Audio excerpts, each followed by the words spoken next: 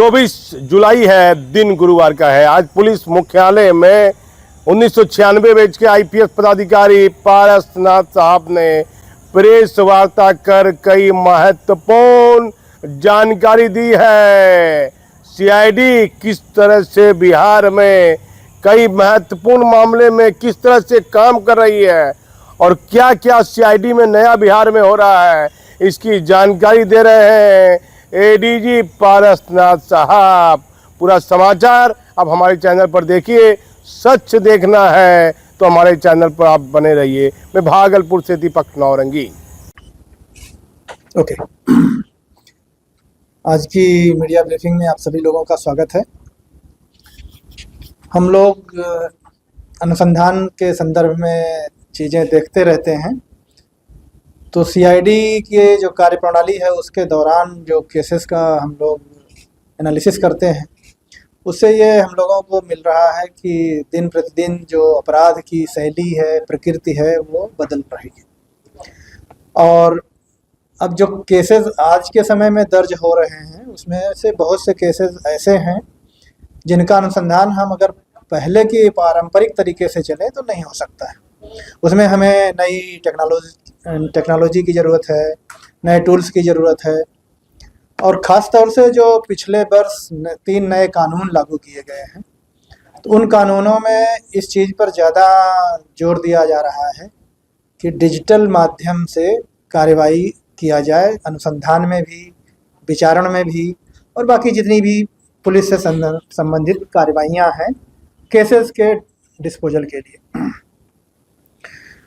तो हम लोगों का जो नया कानून लागू हो गया और जो बदलाव आ रहा है, तो इसमें पुलिस पदाधिकारियों को नए कानून के प्रावधानों के बारे में भी, नई तकनीकों के बारे में भी जानकारी देना या ट्रेनिंग देना अनिवार्य हो जाता है। और जब तक किसी को ट्रेनिंग नहीं दिया जाएगा तब तक वो नई चीज़ों को नहीं सीखेगा, उसके अनुसार से कार्रवाई नहीं करेगा। तो हमारे यहाँ जो पदाधिकारियों की ट्रेनिंग की व्यवस्था है, वो अगर हम इंडक्शन की बात करें, शुरुआत में जो पहली ट्रेनिंग होती है, बुनियादी प्रशिक्षण जिसे बोलते हैं, तो बिहार पुलिस एकेडमी राजगीर में दिया जाता है। वो चाहे सब इंस्पेक्टर हो, चाहे डिप्टी एसपी हो, या हम लोग जब आईपीएस के रूप में बाहर से आते हैं तो स्टेट की ट्रेनिंग शुरू होने पर राजगीर में जाते हैं। वो एक बार फिक्स्ड होता है, लेकिन उसके बाद फिर वहाँ पर रिफ्रेशर के अब इंडक्शन कोर्सेज कुछ हो रहे हैं, इन सर्विस कोर्स जिसे कहते हैं। लेकिन सीआईडी में एक अलग से बहुत पहले से विद्यालय के रूप में चला आ रहा था ट्रेनिंग सेंटर, जो उच्चतर गुणवत्ता सुनिश्चित करने के लिए होता था।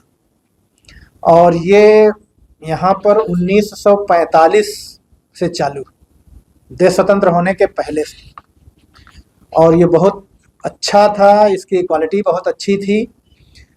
तो इसको देख करके जो सेंट्रल का सीजीटीएस है वो भी स्थापित किया गया कोलकाता में। और पूर्व में हम लोगों के यहाँ नेपाल, भूटान, श्रीलंका, दक्षिण अफ्रीका से भी कई लोग प्रशिक्षण के लिए आए थे और उन लोगों ने यहाँ पर प्रशिक्षण प्राप्त किया था।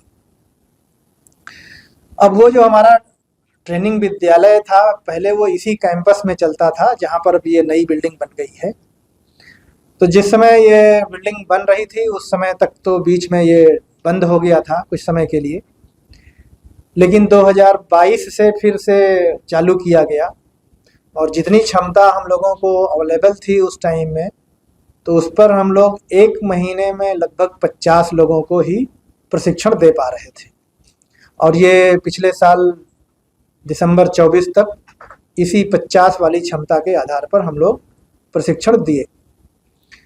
लेकिन फिर विचार विमर्श हुआ, और विचार विमर्श होने के बाद में हम लोगों ने ऑडिटोरियम में प्रशिक्षण कराने का निर्णय कराया, और डीजी साहब का निर्देश मिला, सहमति मिली, तो हम लोग अब 12 दिनों का, 2 हफ्ते का एक कोर्स कराते हैं इसी का, और उसमें लगभग 350 पदाधिकारी एक साथ में आते हैं। तो 22 से अब तक 3137 पदाधिकारियों को प्रशिक्षण दिया जा चुका है। और पिछले महीने, मतलब ये जुलाई महीने की बात जो मैं कर रहा हूँ, इस महीने में हमारा 8 तारीख से 21 तारीख तक ये प्रशिक्षण चला और इस प्रशिक्षण में 346 पदाधिकारियों को ट्रेनिंग दिया गया। इससे पहले के महीने में हम लोगों का 330 पदाधिकारियों को प्रशिक्षण दिया गया था। प्रशिक्षण देने के लिए जो हमारे पास में प्रशिक्षक के रूप में काम करते हैं वो हमारे आईजी, हमारे डीआईजी, हमारे एसपी, हमारे यहाँ डिप्टी एसपी हैं और जो हमारे फॉरेंसिक साइंस लैब हैं उनके विभिन्न एक्सपर्ट, फोटो ब्यूरो के विभिन्न एक्सपर्ट, ये लोग हैं जो प्रशिक्षण देते हैं। हर प्रशिक्षण में हम लोग जो भी फीडबैक मिलता है पदाधिकारियों से, उस फीडबैक के आधार पर अपना प्रशिक्षण को और अपग्रेड करने की कोशिश करते हैं और उसमें सुधार करते हैं। अब ये हम लोगों के पास में लगभग 22,500 लोगों को ट्रेनिंग दिया गया। ये एक शुरुआती, और उसके बाद में बहुत से लोगों को रिपीट, मतलब दोबारा भी होगा।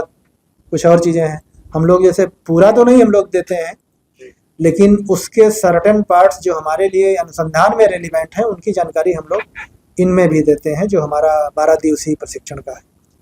सर नए कानून सर एफएसएल जो है 7 साल से अधिक सजा वाले मामलों में निवारित कर दिया गया है, तो उसको लेकर क्या व्यवस्था सीआईडी कर सकती है, क्योंकि दबाव बहुत ज्यादा हो गया है एफएसएल पर? देखिए, 2-3 चीज़ें हैं। एक तो यह है कि हमारे पास में एक एफएसएल और 2 रीजनल एफएसएल पहले से चल रहे थे, मुजफ्फरपुर और भागलपुर में। एक इसी वर्ष की 2 मई से हम लोगों ने राजगीर में भी क्षेत्रीय एफएसएल को चालू किया है। दूसरा, हमारे पास में मैन पावर बढ़ाने की जो बात है, तो जितनी हमारी वैकेंसीज हैं उनको भरने के लिए हमें रिक्रूटमेंट रूल्स की ज़रूरत है। तो उस रिक्रूटमेंट रूल का हम लोगों ने नियम बना करके गृह विभाग को भेजा हुआ है। गृह विभाग में एक मीटिंग पीछे में निर्धारित थी उस पर डिस्कशन के लिए, वो हम लोगों की कुछ व्यस्तताओं के कारण से नहीं हो पाया था। आज फिर वो मीटिंग निर्धारित है 4:30 बजे। और एक फिर इसका है कि ये जब हमारी नियमावली बनेगी, फिर हम रिक्विजिशन देंगे, फिर इसका रिक्रूटमेंट होगा, फिर ट्रेनिंग होगा, तब तक बहुत समय लगेगा। इस बीच में हम क्या करें? इस बीच के लिए फिर हम लोगों ने गृह विभाग को अनुरोध किया कि हमें कॉन्ट्रैक्ट के आधार पर लोगों को बहाल करने की अनुमति दिया जाए। 2 रैंक हमारे पास में है, एक असिस्टेंट डायरेक्टर और दूसरा सीनियर साइंटिफिक असिस्टेंट। तो जो हमारा प्रस्ताव था वो गृह विभाग ने मान लिया और 17 जून को हम लोगों को इस पर अनुमति मिल गई कि हम कॉन्ट्रेक्चुअल बहाली कर सकते हैं। अब उसके आधार पर फिर हम लोगों ने रोस्टर क्लियरेंस के लिए प्रस्ताव भेजा हुआ है, वो भी विचाराधीन है, आज उस पर भी डिस्कशन होगा। और जो बहाली की प्रक्रिया की जानी है ये ऑनलाइन की जानी है, तो हम लोग अपना एक एप्लीकेशन डेवलप करा रहे हैं और उस एप्लीकेशन की सिक्योरिटी चेक, बेल्ट्रान से हमारी पत्राचार हुई है, हमने आईटी डिपार्टमेंट को भेजा, वहाँ से बोला गया कि जो एप्लीकेशन आप बना रहे हैं उसका सिक्योरिटी चेकिंग करके दीजिए तो हम उसे होस्ट करेंगे। तो हम लोगों का यही है कि 10-15 दिनों में हम लोग कर लेंगे, और अगर 10-15 दिनों में हो जाएगा तो एप्लीकेशन हम लोग ले करके और कॉन्ट्रैक्ट के आधार पर लोगों को नियुक्त करेंगे। टोटल इसमें हमें 191 लोगों का कॉन्ट्रैक्चुअल अपॉइंटमेंट करने का है। तो अगर हमें 191 लोग मिल जाएंगे तो हमारा जो एग्जिस्टिंग आज का स्ट्रेंथ है उससे ज़्यादा है, मतलब हम जस्ट डबल हो जाएंगे, डबल से ज़्यादा हो जाएंगे। एक है सहायक निदेशक जिसे असिस्टेंट डायरेक्टर कहते हैं, और दूसरा है वरीय वैज्ञानिक सहायक जिसे सीनियर साइंटिफिक असिस्टेंट। कई जगह से तुलना भी है सर एफएसएल प्रोसेस में सर। अब मैं आपको बता रहा हूं कि कोई भी रीजनल एफएसएल चालू करने के लिए हमें मैन पावर की ज़रूरत होती है। सरकार ने पिछले साल जो हमें सहमति दिया था उसमें राजगीर और पूर्णिया के लिए दिया था। राजगीर तो हम लोगों ने चालू कर दिया है। पूर्णिया की कार्रवाई प्रारंभ करने के लिए हमने एक डिप्टी डायरेक्टर को अपने लेवल से डिप्यूट कर रखा है। गृह विभाग से हमने अनुरोध भी किया है कि उस पर पदस्थापन भी कर दिया जाए और शेष जो पदाधिकारी जितने ज़रूरत होंगे तो हमारे पास जो एग्जिस्टिंग हैं उसी में से हम डिप्यूट करके अभी उसे चालू करने की कोशिश कर रहे हैं। लेकिन फुल्ली फंक्शनल होने में हमें ये जो कॉन्ट्रेक्चुअल अपॉइंटमेंट है इसके बाद हम उसको बढ़िया से चला पाएंगे। मोबाइल वैन भी कुछ सब दिया जा सकता है। मोबाइल वैन हमारे पास में ऑलरेडी 17 है जो अलग अलग जिलों में लगाया गया है और उनका यूज हो रहा है। 34 मोबाइल वैन खरीदने की प्रक्रिया चल रही है और उस प्रक्रिया में अभी हाल में वो सैंपल उन्होंने दिया था जिसका इंस्पेक्शन करके इंस्पेक्शन रिपोर्ट भी सबमिट हो गया। कब तक सर?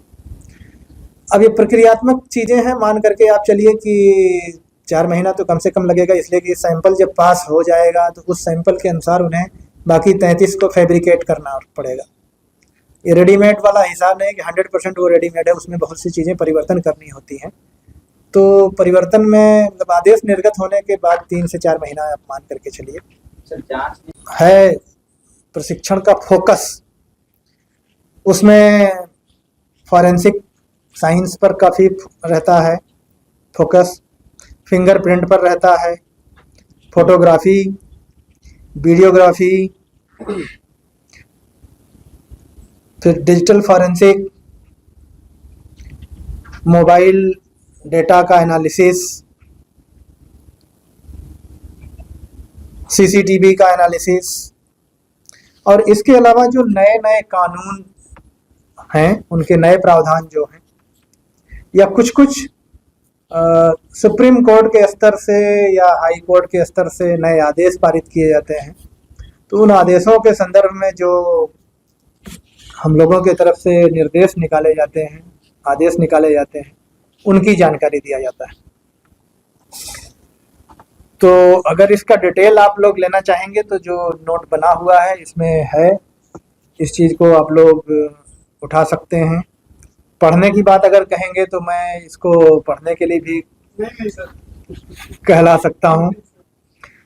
तो ये तो हम लोग अपने लेवल से जो हमारे पुलिस के पदाधिकारी हैं उन लोगों को प्रशिक्षण दे रहे हैं। हमारे यहाँ सीआईडी में जो लोग हैं पदस्थापित हैं उनकी भी गुणवत्ता बढ़ाने के लिए हम लोग प्रशिक्षण दिला रहे हैं उनको।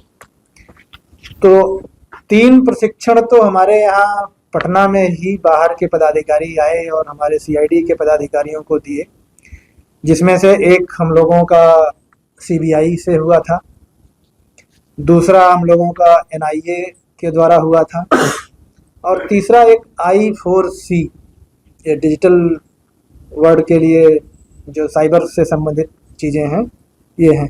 तो इन 3 संस्थाओं के अलग अलग एक्सपर्ट और पदाधिकारी हम लोगों के यहाँ आए थे और 3 दिनों तक इन लोगों ने यहाँ पर प्रशिक्षण दिया था। इसके अलावा हम अपने जो सीआईडी के पदाधिकारी हैं, खासतौर से उसमें डिप्टी एसपी रैंक पर हम लोगों का ज़्यादा फोकस है, उसके नीचे में भी कुछ चुने हुए सब इंस्पेक्टर्स और इंस्पेक्टर्स को भी हम लोग देश के जो अलग अलग संस्थान हैं और वहाँ पर जो प्रशिक्षण के लिए कोर्स चलाए जाते हैं उनमें प्रशिक्षण के लिए भेज रहे हैं।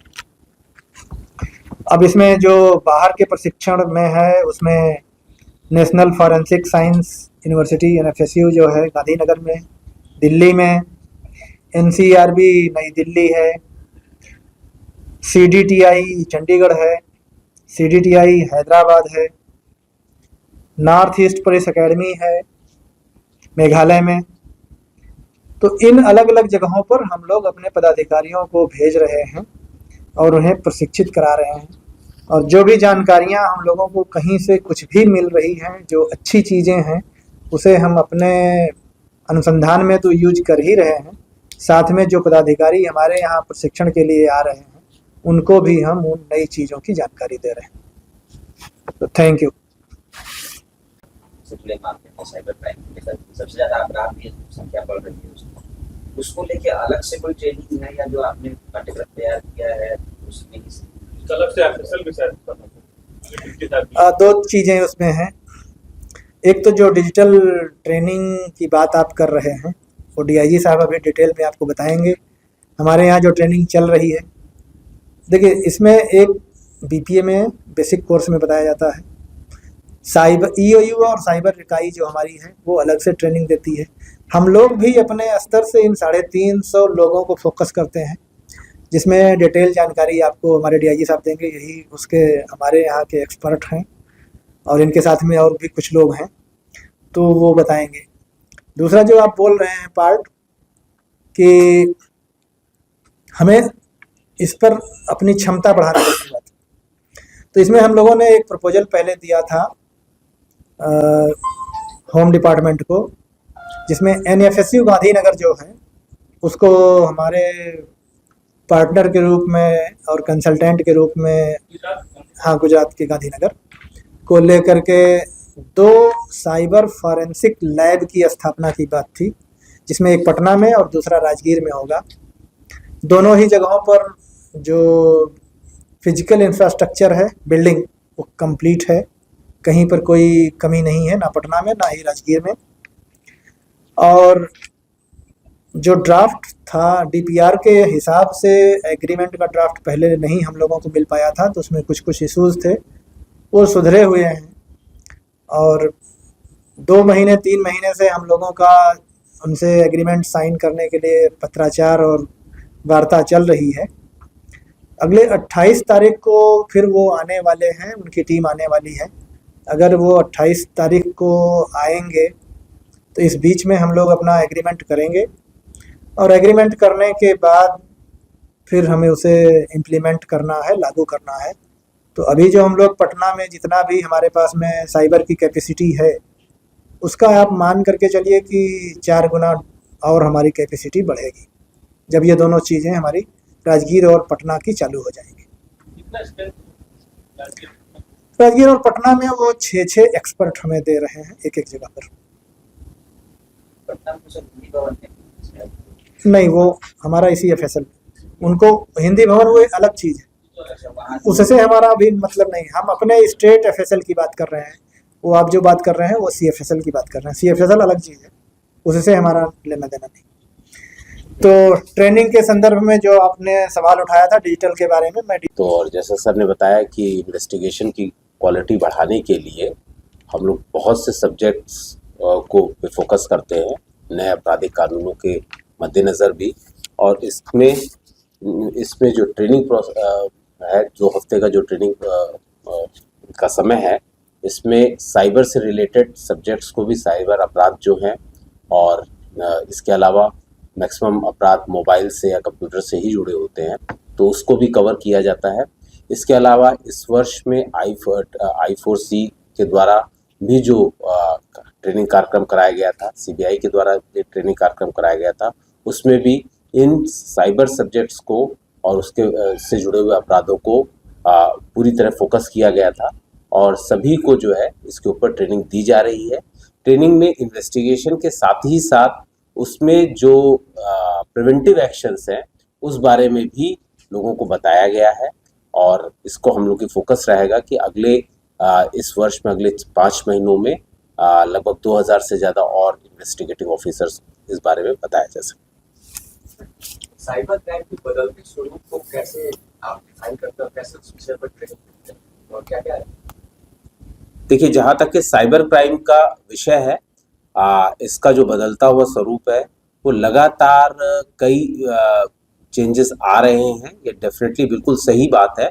लेकिन जो अगर इसमें आप मोटे तौर पे इस बात को देखेंगे तो साइबर क्राइम में आप जिस तरीके से 1098 में भी बार बार लगातार बोला जा रहा है कि अननोन कॉल्स हैं या फिर जो अननोन लिंक्स हैं उसके ज़रिए हो रहा है, या फिर आपकी पहचान को इस पता करके उसके द्वारा जो अपराध हो रहा है, या फिर डिजिटल अरेस्ट का जो अपराध हो रहा है, ये सभी के बारे में हम लोग जो इसके बचने के तरीके हैं और इसके इन्वेस्टिगेशन के तरीके हैं, क्योंकि इसका स्वरूप सिर्फ हिंदुस्तान में ही नहीं, हिंदुस्तान के बाहर तक पहुंच गया है।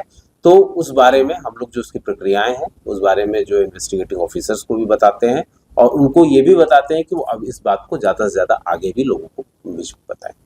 1996 बैच के आईपीएस पारसनाथ ने गुरुवार को पुलिस मुख्यालय में प्रेस वार्ता कर दी महत्वपूर्ण जानकारी। एडीजी पारसनाथ ने सीआईडी का पदभार संभाला है, तब से लगातार सीआईडी के कार्यों में देखी गई है तेजी। एडीजी पारसनाथ ने सबसे महत्वपूर्ण कार्य किया कि अब सीआईडी के सारे कार्य ही होते हैं ऑनलाइन। बिहार में 8 महीने में सीआईडी विभाग में कई ऐसे कार्य किए गए जो इससे पहले सीआईडी में नहीं हुए थे। सीआईडी के एडीजी पारसनाथ ने सीआईडी विभाग में कई प्रशिक्षण के कार्य की बेहतर शुरुआत। सीआईडी विभाग में और किस तरह से बेहतर कार्य हो इसके लिए दी जा रही है ट्रेनिंग। बिहार में एडीजी सीआईडी पारसनाथ ने जब से सीआईडी विभाग का पदभार संभाला है तब से सीआईडी विभाग में कई बड़े महत्वपूर्ण कार्य किए गए हैं, जिसका जीता जागता उदाहरण ये है कि सारे कार्यों को सबसे पहले ऑनलाइन किया गया। पहले कभी भी सीआईडी विभाग का कार्य ऑनलाइन नहीं हुआ करता था। एडीजी पारसनाथ ने अनुसंधान के बिंदु पर कई महत्वपूर्ण कार्य किए हैं कि जिसकी अनुसंधान किस तरह से बेहतर किया जाए। सीआईडी विभाग अब हर नई तकनीक से कार्य कर रहा है। आने वाले दिनों में अब महानगरों के तर्ज पर बिहार में सीआईडी विभाग की महत्वपूर्ण भूमिका मानी जाएगी।